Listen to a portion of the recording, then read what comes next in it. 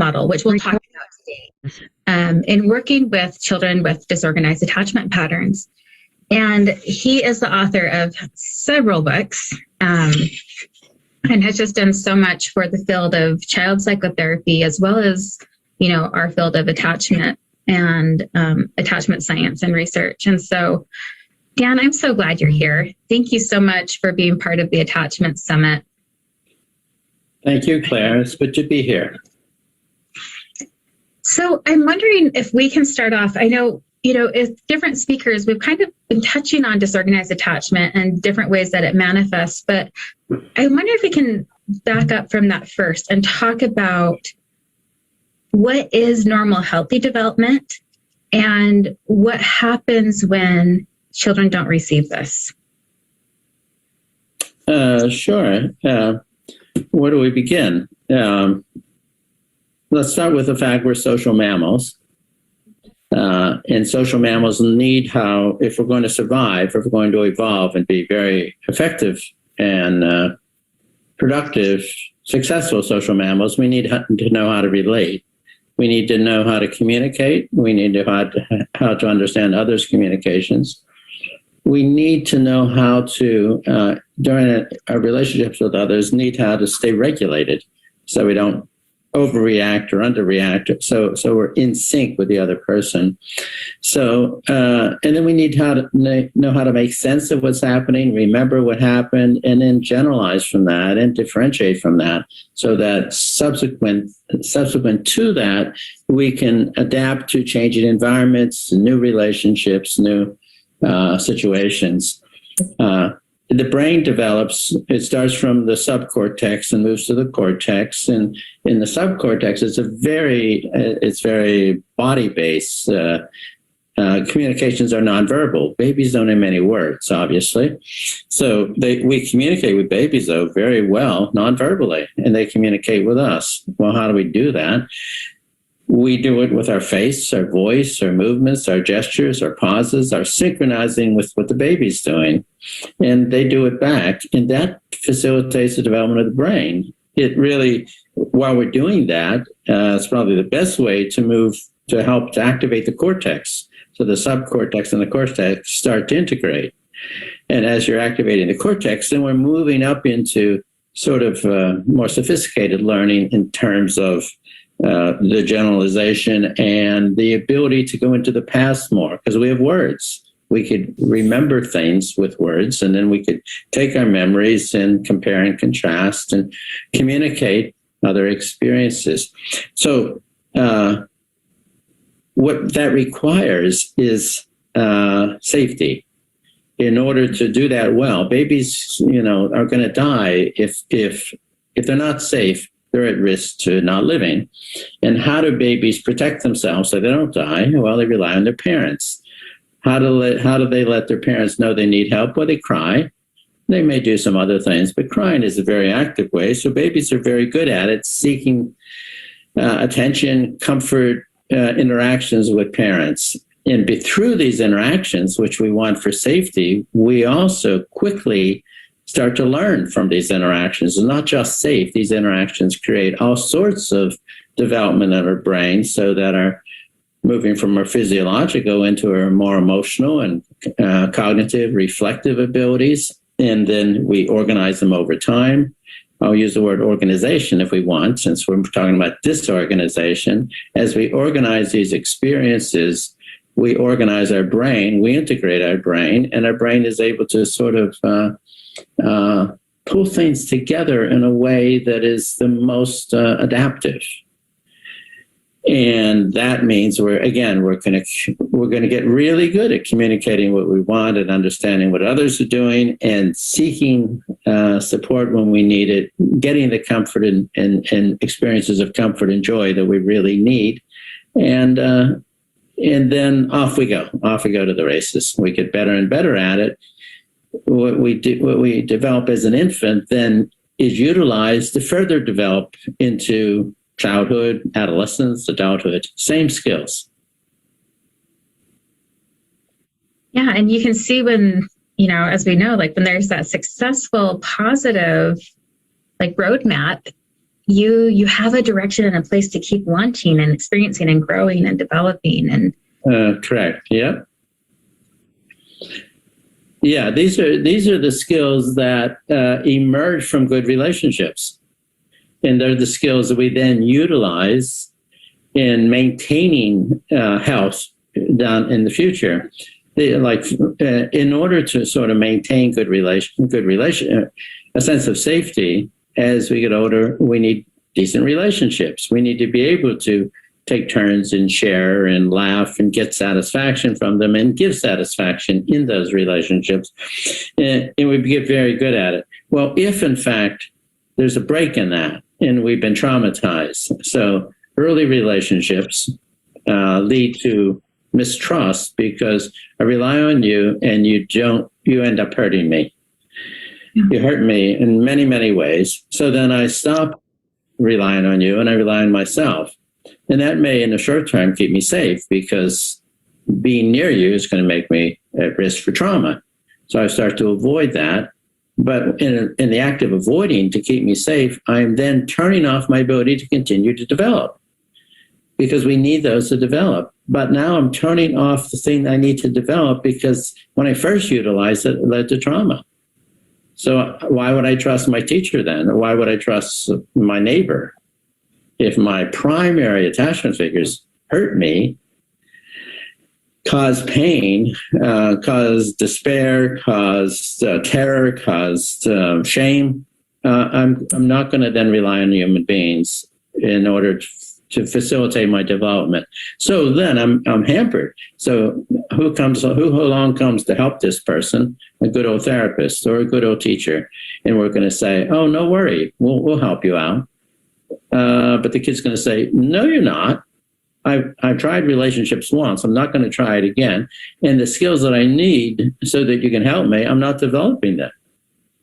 So now we're really in trouble. The skills the kid needs to benefit from therapy or a good relationship with a good teacher or another caregiver down the road, or a parent who has found a way to resolve their past traumas and now are able to give good care. The child has turned off the ability to respond to good care. So we have a big problem. Right.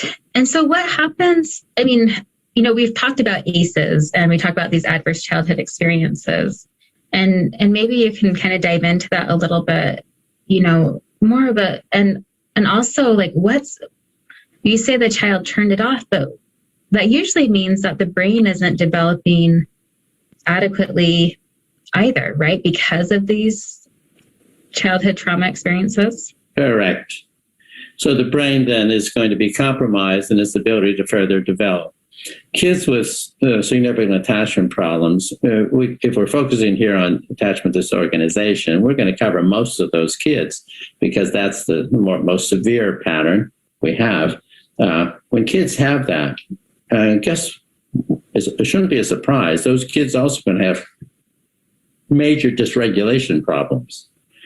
They won't be able to regulate their emotional states very well. They won't be able to regulate and attend their attentional capacity. Their cognitive abilities will become dysregulated too. So then they have short attention span and can't focus for any amount of time, can't concentrate. And then they're not going to be able to do very well at having relationships that are appealing to other people. We call reciprocal relationships, that they're satisfying to both their peers and them, an adult and them. They need to be reciprocal in order to sort of continue and deepen and be a benefit to the people in the relationship. Well, if I don't know how to do that, then I won't have the skills necessary to benefit from a good relationship. And that becomes the problem.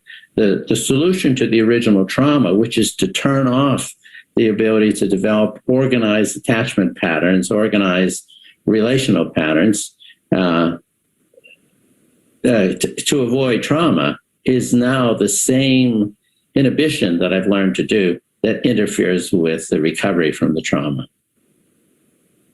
I think that's one of the hardest parts of that lived experience, where you're constantly in a state of hypervigilance of I need relief from my fear, and you're the cause of my fear, and this is happening all at the same time. And your brain and your body never get a break. Like there's not a respite because it's activated all the time. Correct. You're right. And that's going to short circuit the brain, really. I'm terrorized, so it activates attachment behavior. So I go to my attachment figure who is terrorizing me. Okay, now what am I going to do? Well, I might, if it's not too bad, I might just learn how to consistently avoid them. If it's not too bad, I might take the other approach, which is to consistently cling to them, which are two insecure attachment patterns, but they're organized. It's a pattern to cling or a pattern to avoid. But if I'm overwhelmed with it, and my emotional states are really dysregulated, my cognitive states are really disorganized, then I don't do either one.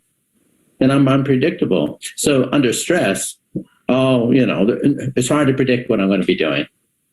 It'll probably be an extreme reaction. And people who know me might eventually see it, but it's not a pattern. It might be a survival skill that totally interferes with the organization and integration of this event in a way that I could then learn how to master it or rely on others to help me to master it. Yeah. And connecting to these little ones can be so challenging because of that. There was a question about, well, what's the difference between being unable to organize and concentrate the things that we talked about, what happens in a traumatized brain, and, like ADHD or something like that, because it can mimic a lot of the disordered behaviors that we use for diagnoses. And it's not the same thing. But it oftentimes is treated for that. We oftentimes miss the kids and their underlying trauma in our treatment because we're focused on the external behavioral stuff that we want to change and, make go away. Correct. The expression of this disorganized attachment, of this relational trauma, intrafamilial, interpersonal trauma, it's occurring over time. The results of that are multifaceted symptoms. They come out in all sorts of ways. And then when we try to give each one of them a diagnosis, we can really get ourselves into trouble when they have the similar cause, or at least part of it is a similar cause. So the difference between a kid with a temperament that is bouncy and is a little more impulsive than we would like, and a little more sort of attention span goes here and there, now is extreme. Yeah. When we add a temperament with an environment that is traumatic and doesn't develop consistent patterns to respond to various events, then we end up to an extreme. Alan Schroff is a great psychologist, researcher. I think he's semi-retired now in the University of Minnesota, and he makes the point over and over again that so many of these, the mental health problems that emerge from infancy really are at core relational problems, severe problems in the toddler's relationship with parents, and that's consistent. You see them over and over and over again, and we often overlook them when we just start at the top, at the branches, and see these all sorts of different symptoms, but they often have a common root. Yeah. And I really like how you describe that too, of like, I'm an imagery, like a visual learner. And I learn in metaphor and symbolism, like that's what makes the most sense to my brain. And I think that, is so important that when we're working with these little ones who have had such a complex trauma history, because it's not a one-time trauma that is going to cause a disorganized attachment. Right? This is an ongoing, repeated pattern of engagement with our caregiver.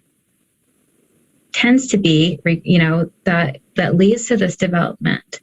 And as we know, when it's that pre-verbal trauma, especially it's hard, there's no words for it.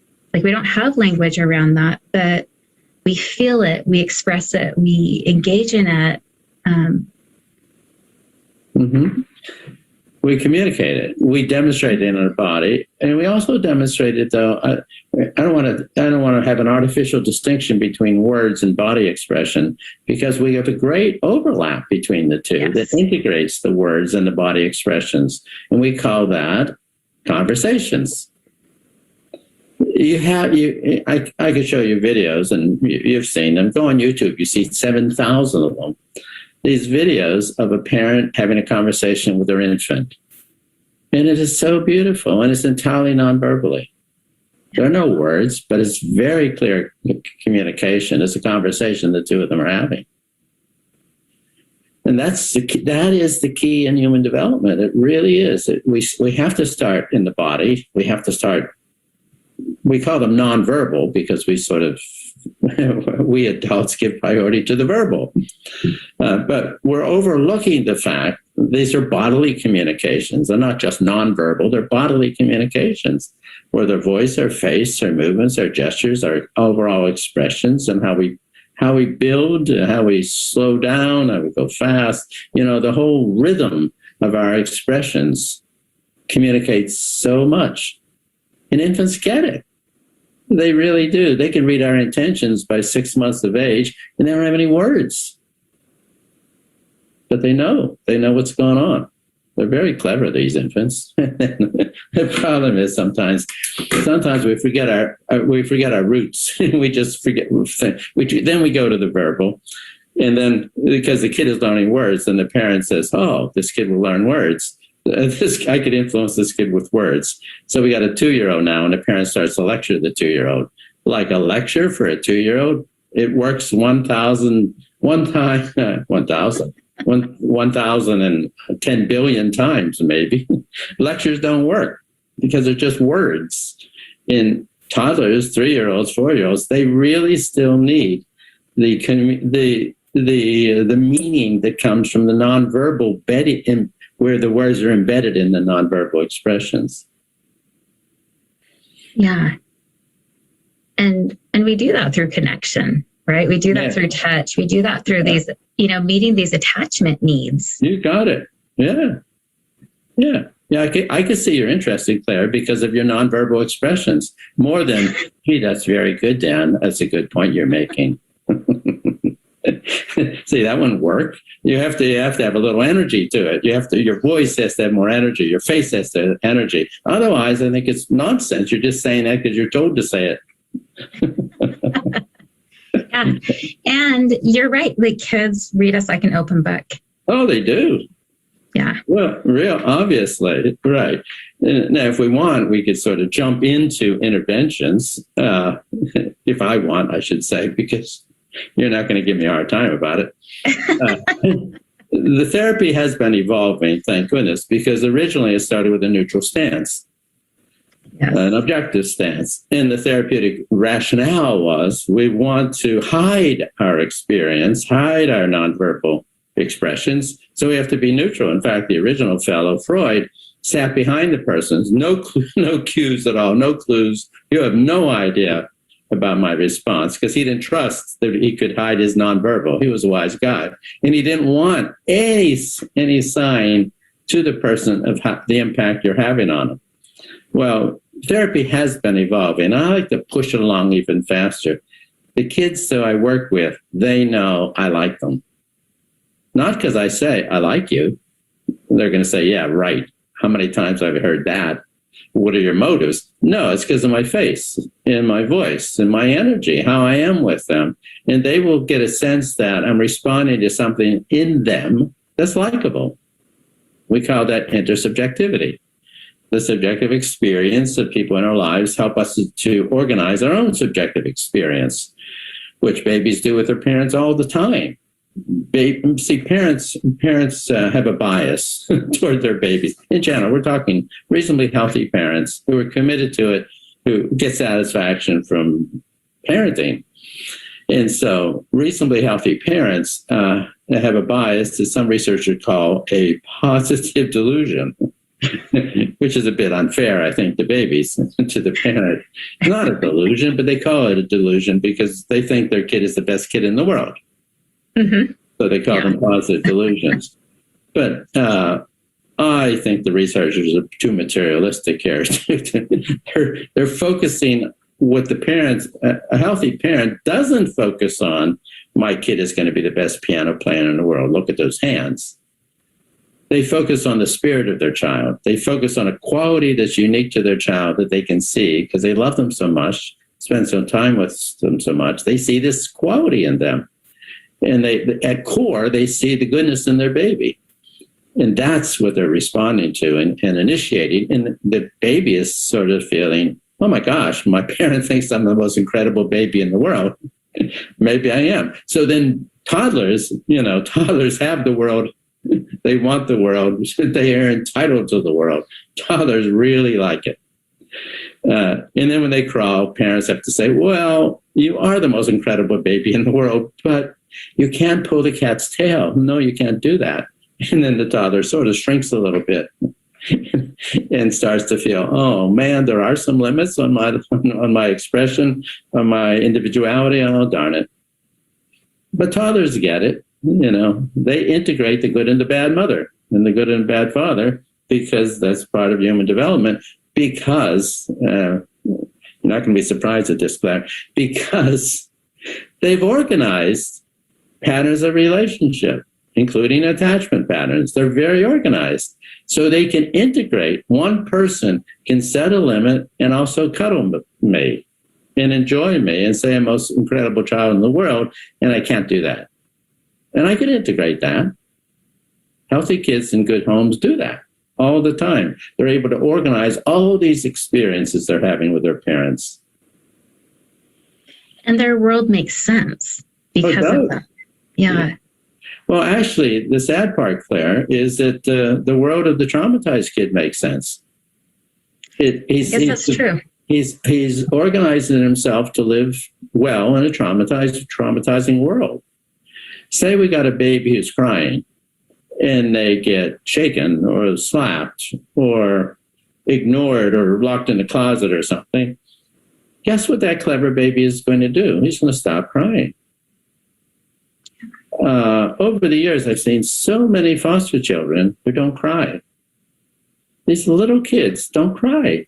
It is so sad that they don't know how to give expression to their distress, because in giving expression to their distress, either the expression will make it feel worse, so they'd rather just shut it down, dissociate from it, so they won't cry, or the crying will cause more distress by being hit for crying. So that either way, they're going to stop crying and just sort of become invisible and passive and maybe dissociate very well to create alternative worlds. So they really they've learned how to survive in a world that is filled with horror and filled with, they're not going to learn social mammal skills. Yeah. Why would they? Right. Those won't do them any good in that situation. No. They have to find these ways to survive it. Self-reliant. They have to take care of themselves. So they really give it a go. They really try to do it. And so, but darn, people get in the way. So what am I going to do with these people? Well, one thing is to intimidate them. You see 2-year-old kids who are so aggressive and bite and kick and scream to break your eardrums. They are really aggressive in all sorts of ways. That's their survival. They will make sure people leave them alone because they're not fun to be with at all, and they're going to punish the person who sets a limit or does anything that they don't like. Or they may manipulate. A lot of traumatized kids are very good at manipulating others, tricking people into thinking one thing in order to get what they want when they really don't mean it. All kinds of ways. And too often adults get annoyed with kids who manipulate when it's a survival skill. They could be dead if they didn't learn how to manipulate. And if they don't intimidate, if they don't get real aggressive all the time, this is sort of a subtle a way to control, which is another key factor of these kids. They tend to be extremely controlling, extremely. They want to control what they like to control the most is the emotions of the adults in their life. And they have given up. They don't know they have the capacity to control their positive emotions. They don't have it. They're ignored. They don't evoke positive emotions. Intersubjective positive experiences don't exist. So what do they focus on? What they're good at, which is the negative emotions. So they could be very good. I realized as a therapist when I was a young person, when I was learning to be a therapist as a young person, that the first thing I learned is what they don't teach you in grad school. I assumed that when I worked with kids and adolescents, they would be so happy to see me. Oh, you can help me with my problems, sir. Thank you so much. Would you help me to manage my anger, please? Yeah, right. I just thought the kids in my office would be happy that I'm going to help them have a better life. No, they weren't. In fact, I quickly realized they were masters at 4 things. They were able to make me angry with them, be afraid of them, give up on them, or feel inadequate myself. And just about every one, I'd noticed that. I became angry, got anxious, gave up, or felt inadequate. So this is not, I was not off to a good start here. I don't like any of the kids in my office. And I hope they all get sick today. That's probably not a good attitude for a therapist to have. Then I realized, hold on here. Why am I this way? Well, because they're good at evoking that in me. Why would they want to? I'm a good person. I would like them. I would enjoy them. I would play with them. I would be interested in them. I would give them good intersubjective experiences. They don't want that. They don't even know what it exists. They don't seek it out.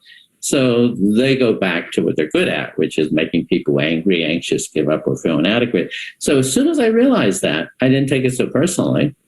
It's not that I'm a stupid therapist who should have become a plumber or something. I'm actually a person like other people in their life from their point of view who are just going to do mean things to them and hurt them in one way or another. So it's in their best interest to be in control of the situation by controlling making me have negative emotions, and then I'll cut them some slack. I won't push them. I'll keep away from them. I'll give up on them, and they don't have to bother with me after that. So realizing that, I'm sorry. No, go. Realizing that, I realized that what they need from me is compassion. Where am I going to get compassion for a kid is pain in the neck? His history. All I have to do is read one page of his history or her history, and I hear horror. I see horror. You feel so bad for what these kids have gone through. Then you realize they're surviving here. That's what they're doing. Then I didn't take it personally. And then when they would try to make me angry, anxious, give up, or feel inadequate, I would inhibit that fairly easily. Once in a while I didn't. I have to talk to my supervisor. Kid might remind me of somebody from my childhood who beat me up or something. But most of the time I was able to do that. And then that opened me up. When I can inhibit my reaction to all this sort of negativity that they're trying to evoke from me, then I can make myself available to see if I can move them into the possibility that there's another way of relating. That I could have a different response to them, not manipulating them, not making them do things, but because there's something about them that I would find, starting with compassion, something about them that I could see who they were before they were traumatized, who they are under the symptoms. And then if I could see that and respond to that, then it would be so easy to stay positive, stay open and available, open and engaged, as Stephen Porges would say, when they're trying to make me defensive. I would just inhibit that and just stay open and engaged with them. And then I will invite them minute after minute, hour after hour, session after session, day after day, into a relationship that is safe. And start over again every time it got a little scary and it wobbled, and repair the relationship again and again and again. And that's where the therapy would occur. It would occur between me and the kid.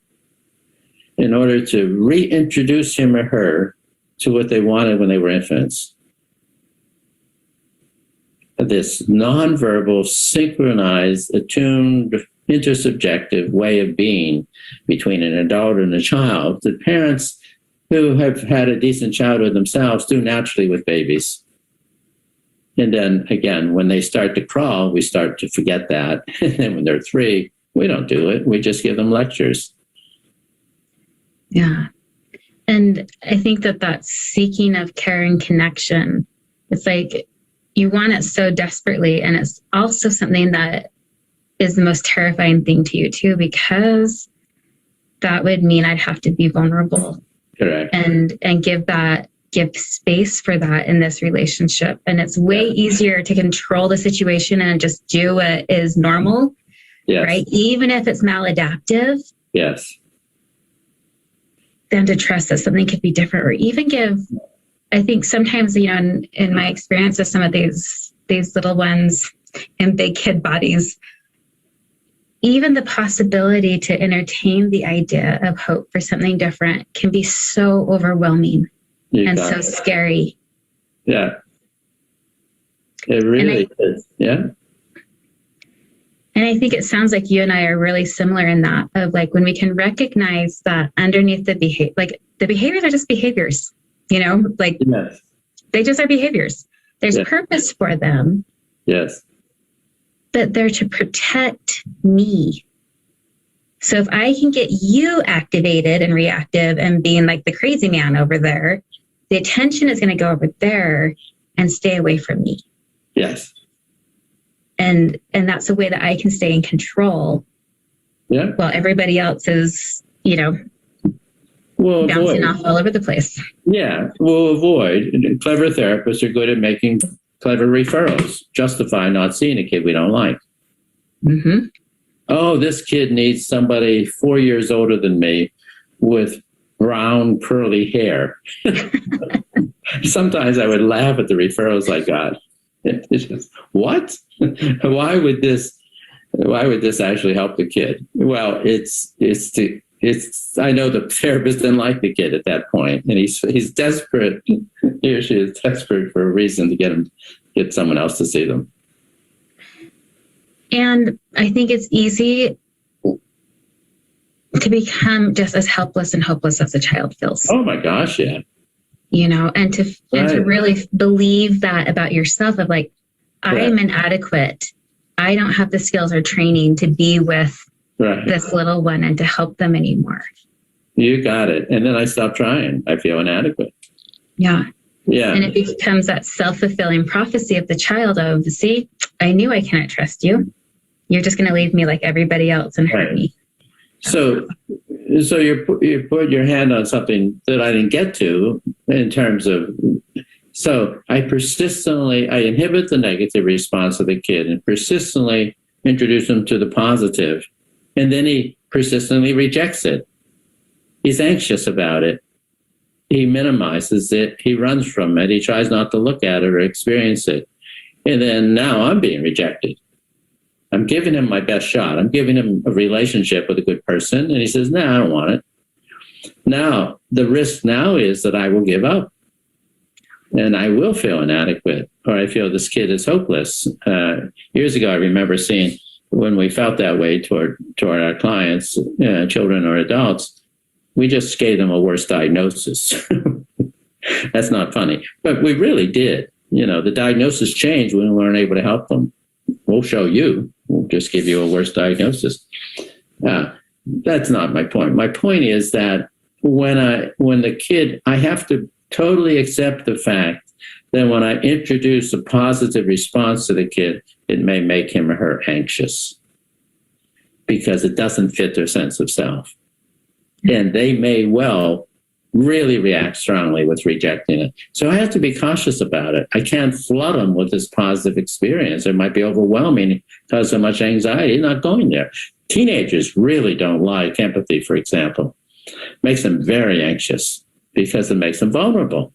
Empathy tends to evoke vulnerability. Teenagers aren't going to rely on you, and vulnerability will the vulnerability that comes from empathy will make them want to rely on you. Oh man, they're not going to do that. So then they make fun of you. That I'm not a baby. Don't talk to me that way. Don't give me that crap. They just get real angry with you when you try to express empathy.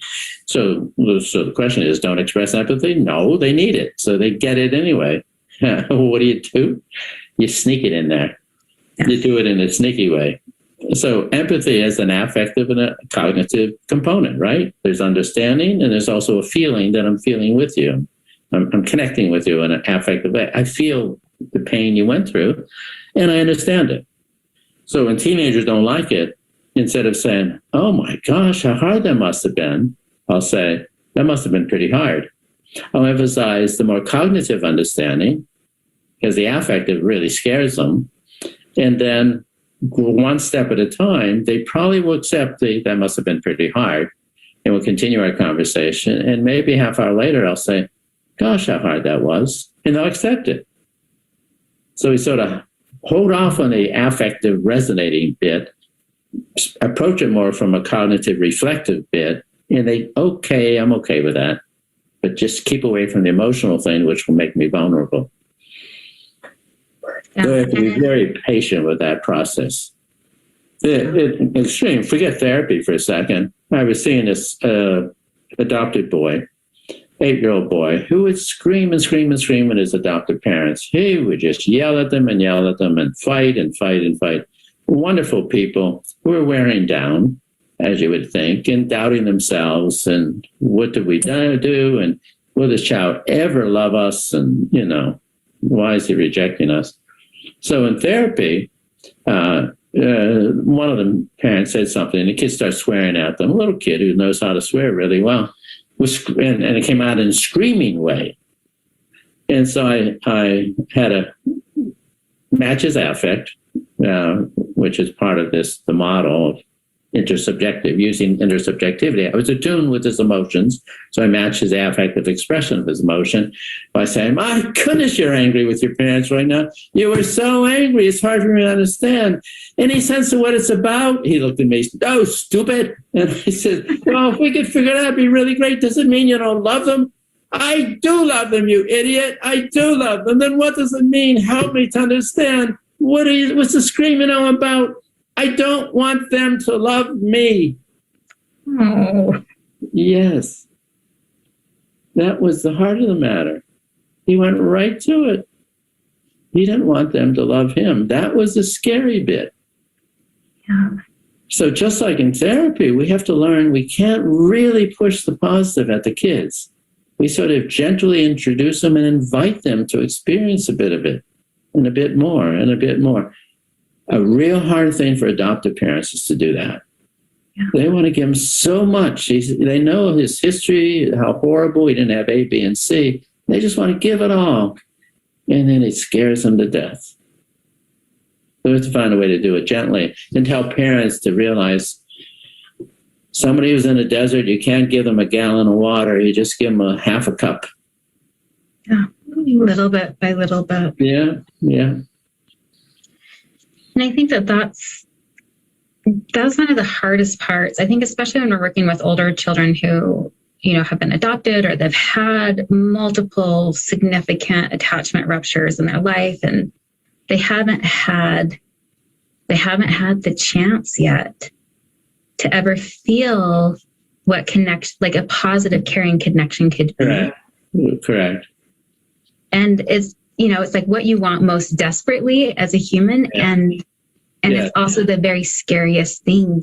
You got it. Right. In fact, an 8-year-old girl, I give her credit whenever I chat about what I've been doing for the last 40 years or so. I say 40 now because the last time I gave the presentation, I said 30, and someone says, you're older than that. Oh. I said, you're right, it's 40. Be quiet over there.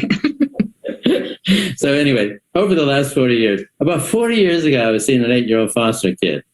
And I was a little slow learner. I had to unlearn a lot of things I learned in grad school. And one of the things I learned and from experience is with foster kids, it's really hard to work with them individually when they have severe attachment problems. if we don't facilitate their attachment to their foster parents.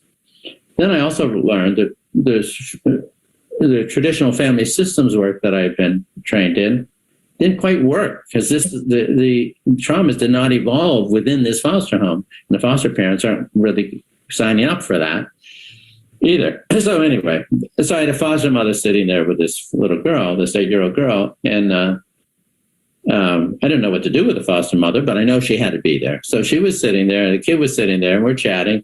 And I said to the girl, "This is your 4th foster home." And the social worker said, and the other foster homes, things started out really well at first. You seem to like it. Everything's going well. And then they start going poorly. And your foster mom was saying this sort of the same thing is happening again. She was saying the first 3 months of your being with her, you were happy. She was happy. You were doing all these sorts of things. And lately you've been sort of, don't want it. Leave me alone. You're getting angry. And it's like you just didn't feel very good about her and were angry with her just about everything she was doing. And that's been lately. And I'm curious if it's happening again. And it makes me think, would you like help with this? It's happening again and again and again. And she looked at me and she thought for a second. I thought, whoa, this kid is reflecting a bit. This is good. And then she says, yes. That really surprised me. She wanted help. This was a fascinating experience. So I said, oh, I'd love to help you. How can I help? Would you help me to move every 3 months? I could barely breathe. That was her solution. She wants another 40 placements before she's 18. She thinks that'll make her happy. She didn't have a clue about attachment, about what a family is all about. She didn't know what a family was. She knew what servants were and, caregivers, temporary caregivers and all. So she sent me back to the drawing boards. No wonder I couldn't help these kids. They wanted what I did not want. What I wanted, they did not want. I had to figure out a way to help them to see what they were missing, which is an attachment to somebody who cares about you, who will put your needs first, who will respond, who will co-regulate your emotional states, who will reflect with you on the struggles you're having in life and help you with empathy to handle frustrations. So things that are the most vulnerable and the most terrifying. Yes. Right. And the most crucial, as we know, too. Yeah. Right. Which a parent has to do. No one else is going to do that. I mean, we try, but without the parents, we're really compromised. I could try an hour a week. A good teacher can try 30 hours a week, but she also has 15 or 20 other kids to divide her time with or his time with. So the parent is where the primary action has to occur. So I became really intense on figuring out how to help parents to parent kids who don't want to be parented, because that's challenging.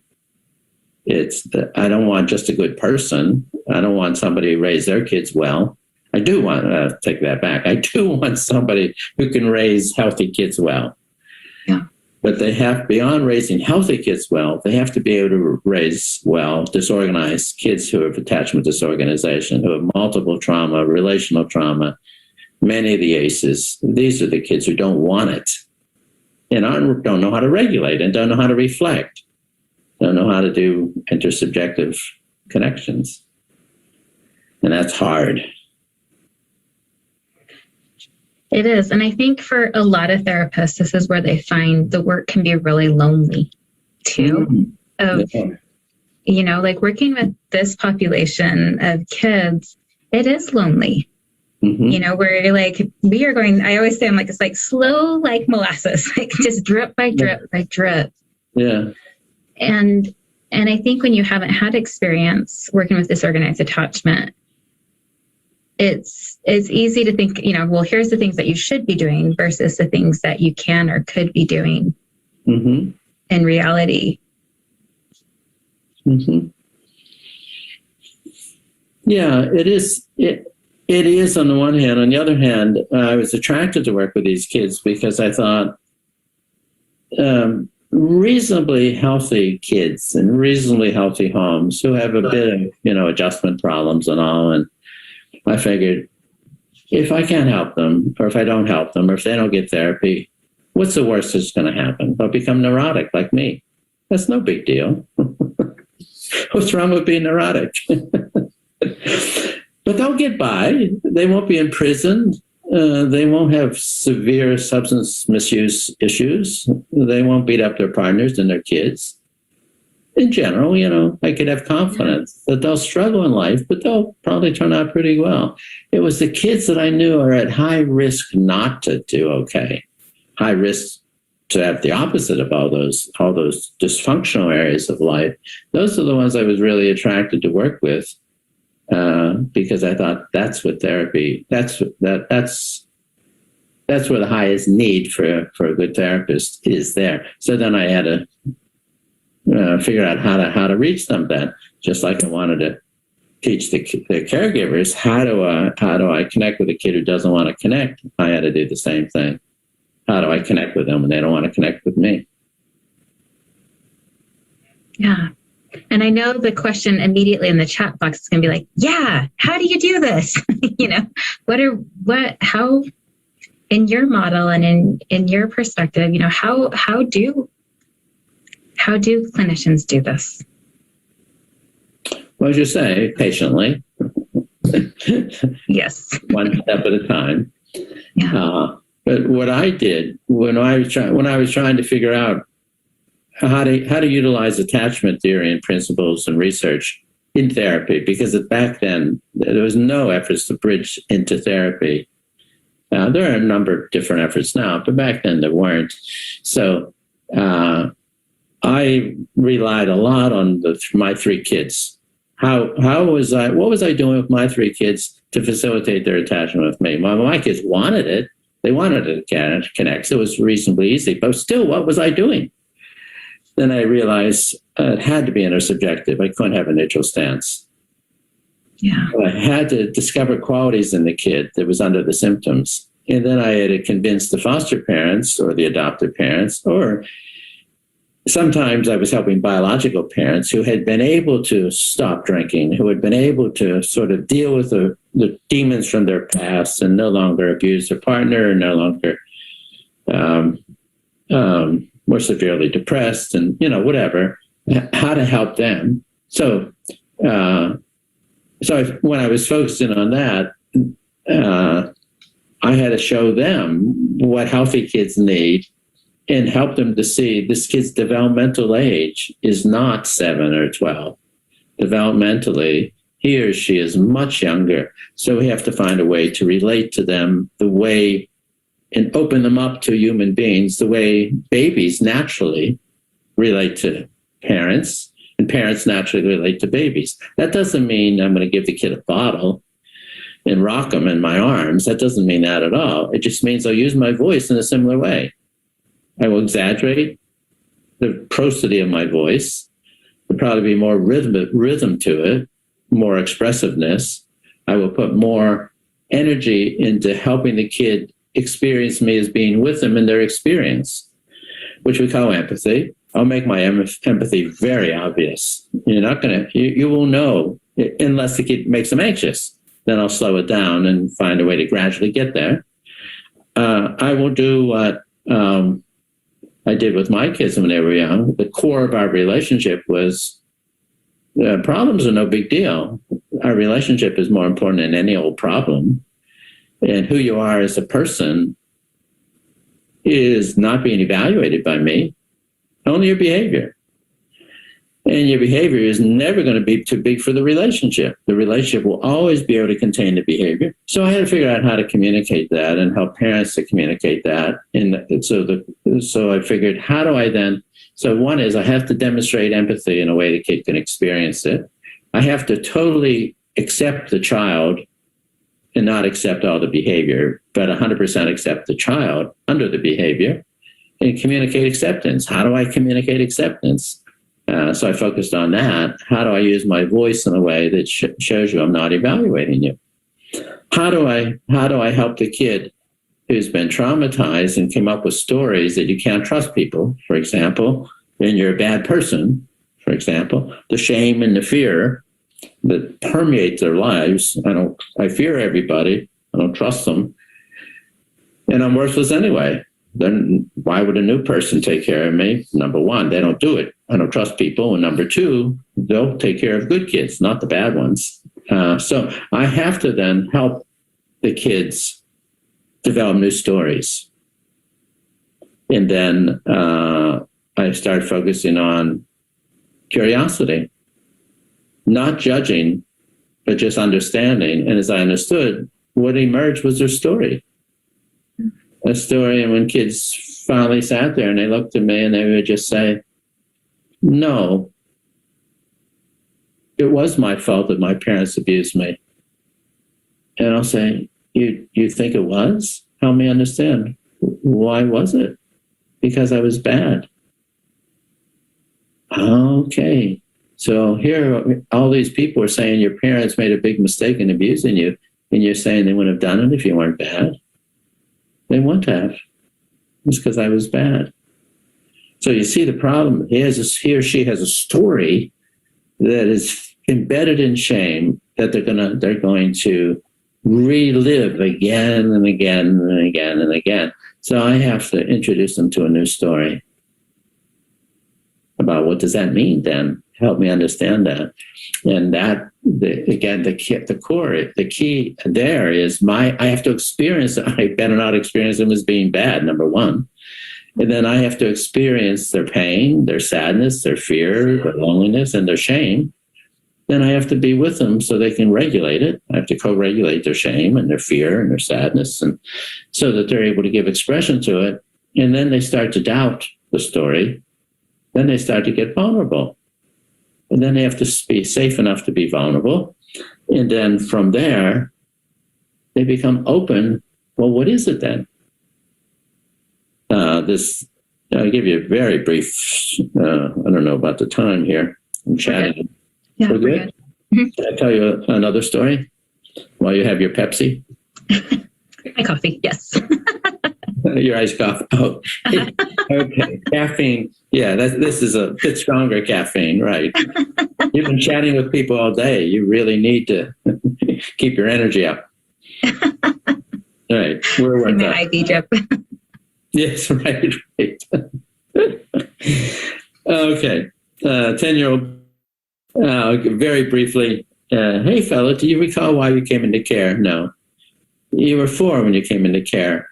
Neighbor was visiting. Your mother was shopping. Your father was taking care of you. And the neighbor, your father said, I'll make you some coffee. And this invited the neighbor in. The neighbor coffee. And you started running around. The neighbor showed interest in you. You were playing. You liked his attention. You were showing him your toys. Your father came back with a coffee. You come running over. You were 4. You were a bossy little fellow. And you bumped the table. The coffee was on it, and the coffee spilled on your father. And he swore at you, and he slapped you across the face. And you fell on the floor. And then he grabbed you by the arm, yelled at the neighbor who was criticizing him for what he had done.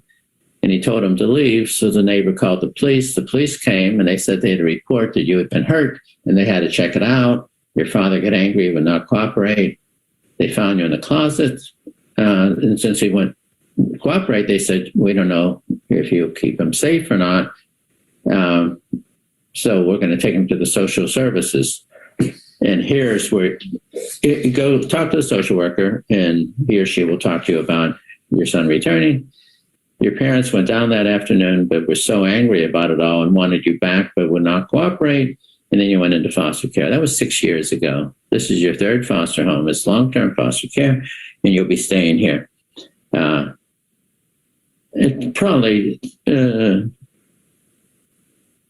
yeah. Okay. It took a longer. I'm giving you the abbreviated version. So then I said to the kid, does that make sense to you? And he said, yeah. And I said, how does it make sense? I was bad. Well, that's not what a judge said. So I explained how it works. And he says, but he would not have done that if I wasn't bad. So what do? I can't argue with him. I can't show him the legal records. This is rational. Again, reason, the words, they don't work. This is the core sense of self we're talking about. That came intersubjectively from his father. You see the why relational trauma in many ways is harder to treat than, say, PTSD involving an object, in part because it's often embedded in shame. We have terror and we have shame. The perpetrator gives the meaning to the event. The meaning is given by the perpetrator. I'm hitting you because you deserve it, because you're a bad kid, essentially, in one way or another. Or you're a sexual object and your role in life is to give me pleasure. So I'm a kid, I believe the perpetrator, and I start to realize then I'm a bad, unlovable, whatever. And so what does this kid need? And we don't have time for this, but for the next 15 minutes, I gave him my intersubjective experience of that event. Wait a second. You were a 4-year-old boy. And you were so happy that neighbor, that friendly man, was laughing with you and playing and showing an interest in your toys. You were so excited. You're a bouncy little fellow, 4-year-olds are. You see the story. You got to start where the kid is. You have to use their voice, use a voice. I'm actually talking to a 10-year-old as if he were 4. With a voice. It was very sort of soothing and rhythmic and, developing and building suspense. And boom, the coffee spilled all over the place and someone on your father. And then he hit you and screamed and you was, Dad, Dad, Dad. I don't know what you said, but it was probably something like, I didn't mean it. I'm sorry. Boom. And then you went into the closet, a scary place, because we had found out you've been there many times. Well, the 15-minute story ended when he was sitting there crying with his foster father's arms around him because he had a new meaning of that story. This one had a lot of compassion for him, helped him to experience himself as a 4-year-old as being traumatized. So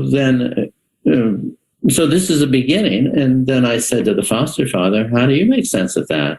He says, I don't, Dan. If he did that on purpose when he's 10, I'm not going to do that.